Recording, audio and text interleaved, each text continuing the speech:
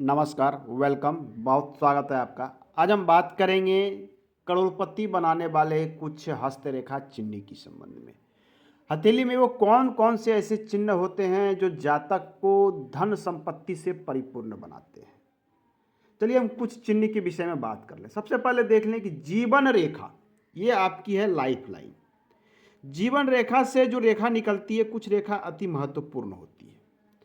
वो रेखा जाती कहाँ है, ये महत्वपूर्ण। जीवन रेखा से निकलकर कोई रेखा, मान लीजिए यहाँ से कोई रेखा निकल जाती है, जीवन रेखा से निकलती है, ध्यान दें, और ये रेखा निकलकर गुरु पर्वत पे चले जाए, ये आपका गुरु का क्षेत्र है। ये देख लीजिए गुरु का क्षेत्र है। ये इस प्रकार से चला जाए, एक मिनट, ये इस प्रकार से चला जाए, ये आपकी क्या है, हृदय रेखा।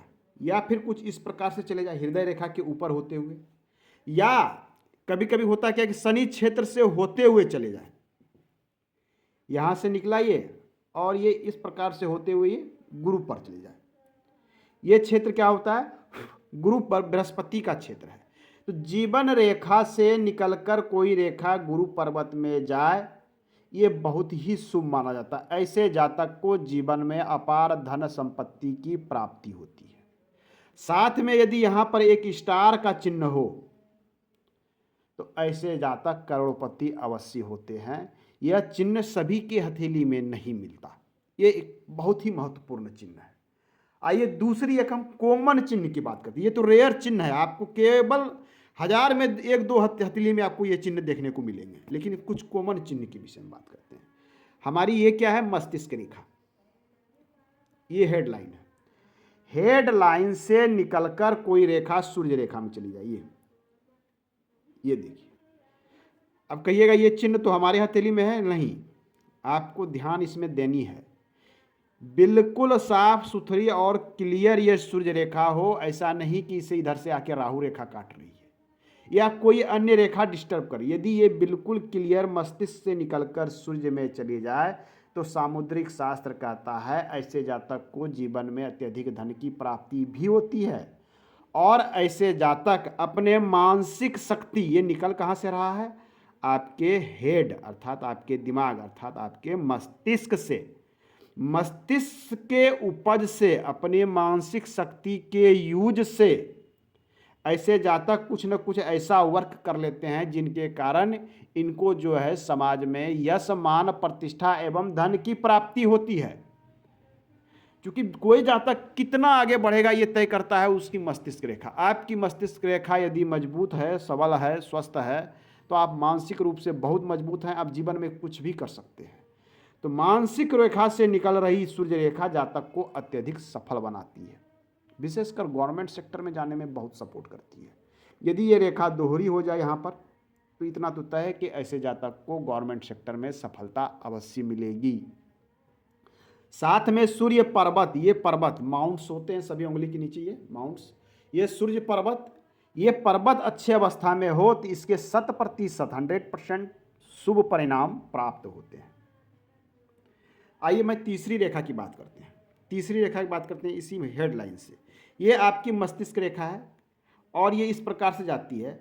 कभी कभी देखते हैं कि मस्तिष्क रेखा से कोई ब्रांच निकलकर दो भागों में बढ़ जाती है और ये निकलकर यदि बुध की ओर चली जाए, इस प्रकार से मस्तिष्क रेखा से कोई ब्रांच यदि निकलकर बुध पर्वत की ओर चली जाती है तो ये सामुद्रिक शास्त्र के अनुसार अत्यधिक शुभ माना जाता है। ऐसे जातक में अत्यधिक धन का योग बनता है।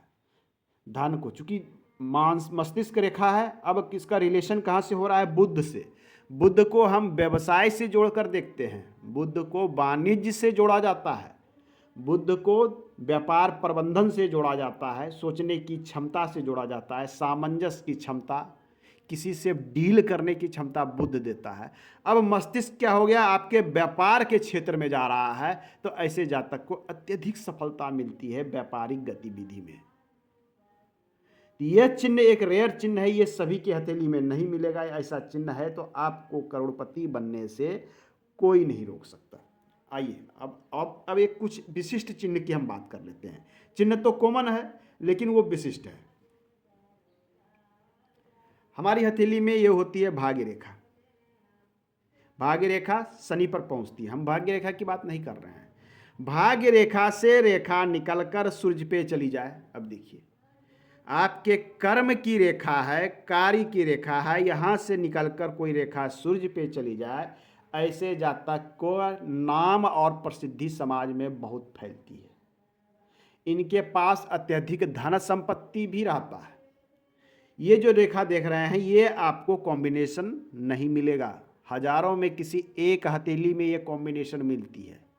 ध्यान देनी है कि रेखाएं स्पष्ट हो, इसे किसी तरह का कोई रेखा डिस्टर्ब ना करती हो। पर्वत की स्थिति यदि साथ में शुभ है तो ऐसे जातक अरबपति अवश्य बनते हैं। सूर्य का काम होता है आपके प्रतिभा को चारों तरफ फैला देना। किसी न किसी वर्क में ऐसे व्यक्ति मास्टर होते हैं, चाहे व्यवसाय करने में हो, चाहे किसी नौकरी में हो, चाहे किसी कला के फील्ड में हो, कुछ न कुछ इनको आम लोगों के अपेक्षा हट के आता है, जिसके कारण इनकी प्रतिभा दूर तक फैलती है। अब इनकी प्रतिभा भी फैलेगी, साथ में धन का भी सपोर्ट मिल रहा है, कर्म और नाम दोनों फैल रहा है। जब दोनों फैलेगा तो धन तो स्वाभाविक है कि आपके पास आएगा ही आएगा। तो ये एक रेयर चिन्ह है, ये रेयर अति शुभ चिन्ह है। ये अरबपति व्यक्ति की हथेली में मिलता है। साथ में पर्वत की स्थिति शुभ हो तो ऐसे जातक के पास बहुत ही अधिक धन संपत्ति होती है। अब देखिए, इसके साथ हम एक और कॉमन चीज की बात कर लेते हैं। हथेली की बनावट महत्वपूर्ण हो जाती है, जिस पर लोग साधारणतया ध्यान नहीं देते हैं। लोग आते हैं कि मेरे हथेली में इतनी लंबी भाग्य रेखा हमने देखा है, इतनी लंबी मणिबंध से निकली यहाँ पहुँच गई, पर गुरुजी मेरे पास कुछ नहीं है। ऐसा क्यों होता है? बहुत बड़ा प्रश्न है। तो एक बात जान लें, आप अपने समाज में, अपने घर परिवार में, या जहाँ भी आप वर्क करते हैं, आप अपने बड़े पदाधिकारी के हाथ में, या आप अपने बड़े व्यवसायी जहाँ वर्क करते हैं, जिनसे आप डील करते हैं, उनकी हथेली पर एक दृष्टि अवश्य देखें। हथेली की बनावट पर, हथेली नर्म, मोटी और गद्देदार हथेली जिनकी भी होती है, एक तो सॉफ्ट रहती है, नर्म होती है, बहुत नर्म लचीला की बात मैं नहीं कर रहा हूँ। हथेली नर्म मिलेगी, गद्देदार मिलेगी, सॉफ्ट मिलेगी, रंगत उसकी गुलाबी मिलेगी। ऐसे जातक जिनकी हथेली इस तरह की होती है, गद्देदार, नर्म और सॉफ्ट मोटी हथेली, धन और सम्मान जीवन में दोनों पाता है। ये एकदम सामुद्रिक शास्त्र लिखता है। सामुद्रिक ऋषि बहुत बड़े ऋषि हुए जिन्होंने सामुद्रिक शास्त्र की रचना की है। उन्होंने स्पष्ट कहा है कि गद्देदार हथेली वाले, मोटी और गद्देदार नर्म हथेली वाले, गुलाबी रंगत वाले हथेली वाले धन और सम्मान पाते हैं। वहीं आपकी हथेली पतली है, काफ़ी कड़ी है, पतली हथेली है, हार्ड है, आपकी हथेली में लंबी लंबी रेखाएं भी हैं, तो भी आपको बहुत परिश्रम करना पड़ेगा जीवन में।